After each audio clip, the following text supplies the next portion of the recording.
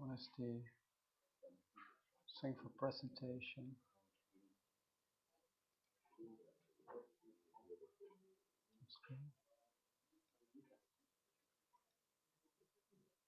You know where the icon is for presentation? It's normally here. Oh shit. Right.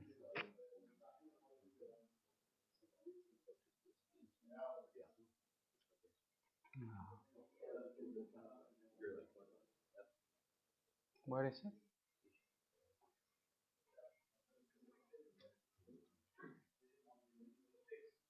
Fields.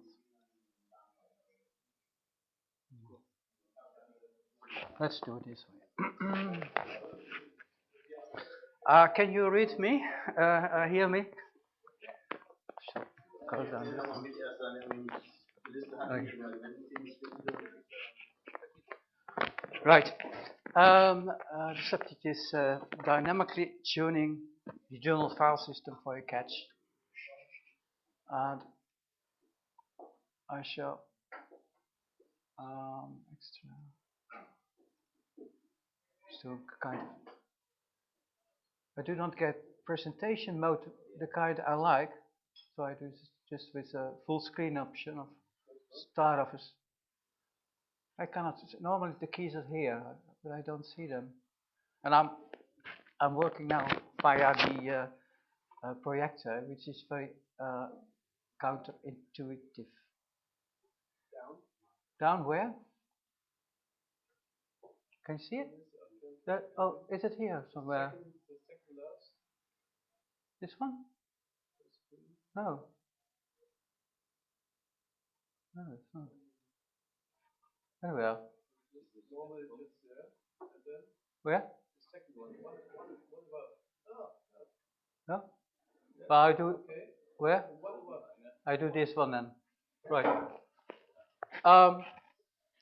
Well, when I dive into a subject, I'm always getting more questions and questions and questions, and get deeper and try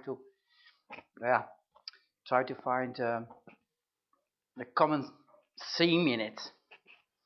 One of the things that occurred to me was, you probably know, I was concerned with using more memory RAM, physical RAM, on our two systems, because when you have 1 gigabyte of RAM or 2 gigabytes of RAM, the problem is not that you have lack of RAM, but very often you have lack of virtual memory to load your programs in.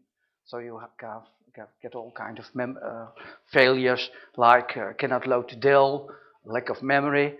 Well, there really is not a lack of memory, but there's only lack of memory space. Now, one of the things I suggested was to use more memory, physical memory, for the file cache. That's also done with most other big operation systems. Windows has a dynamically loading cache. If you don't use memory for programs, it goes to the file system, and that makes a normally very slow program like the Explorer workable, because it takes a long time to load, but once it's loaded in the cache, all the files are loaded in the cache, well, it can work with it. But in the case of OS2, we had HPFS, which had a 2 MIP cache, so that doesn't make a lot of sense when you have, say, 1 gigabyte of memory free. You could also use the very nice cache of, let me see, should go there. It's not working the way I was. Oh, that's, I think, the feature of the integrated desktop. So, well, I'll just show you. And under OS2, you can also use this cache of Microsoft. which is here, and which is a nice one because it has a very good. It tells you what happens on the disk if it's right. And now you see, well, I use it on data partition of 4 gigabyte, and I did not approach it a lot, but it has a catch hit rate of 95%, which means that, well, when the operating system needs a file 100 times, 95 times are being hit in the catch, and only 5 times the disk header really had to move.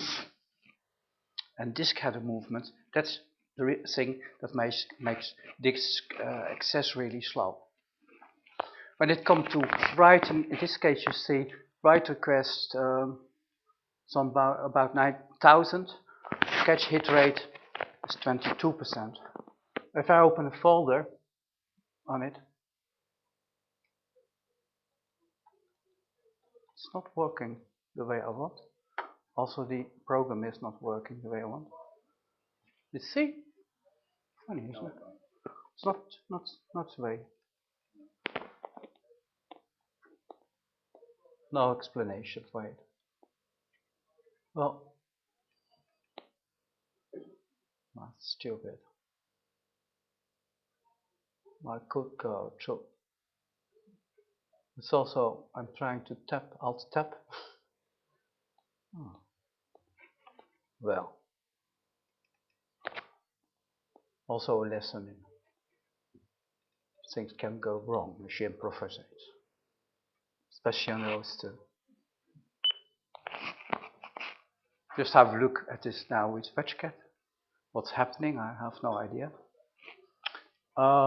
Is there anybody using 99% or something like that? No, it's quiet on the front. Well, X Workplace daemon is not responding. Well, is it handy to close that? I don't think so. But it's now freezing, I'm afraid. Right, I just do a VPS reset. Control Del. Wait.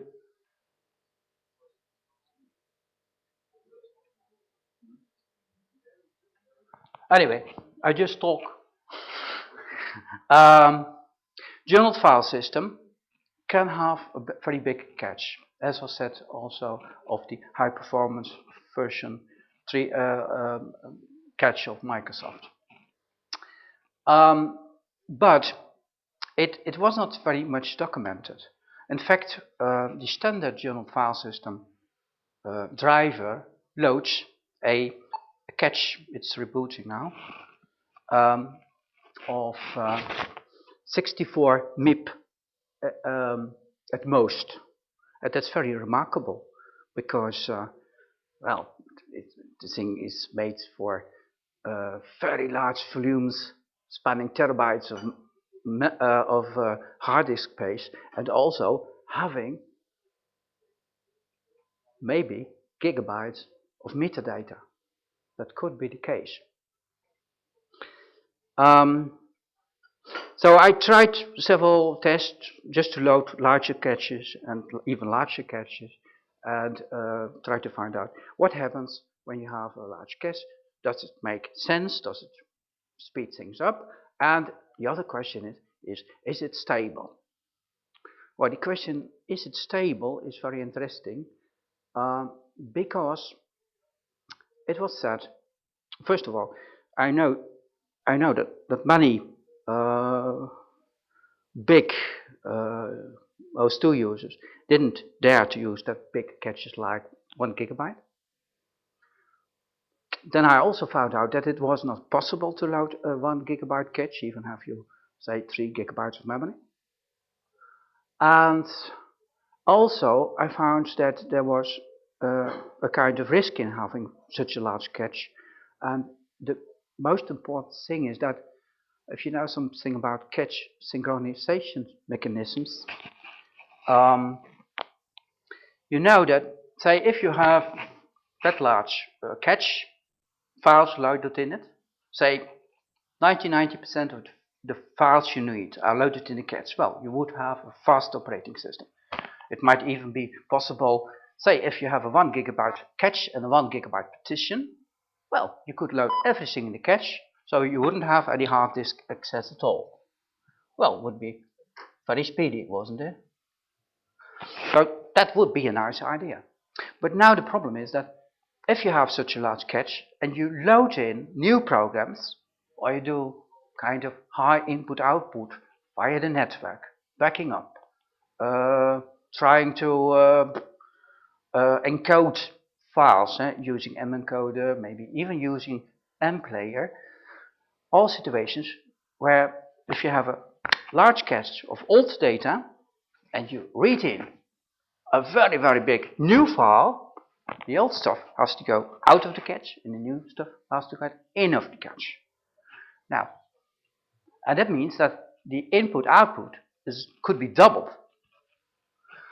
Now, if you have certain tests, and now we should have a picture again, like for instance so-called fill tests, where a program just writes to a file. Well, if you're writing to a file from memory in cache memory, that can be done very fast. But if the cache after that has to write it to disk, it has a problem. And if it also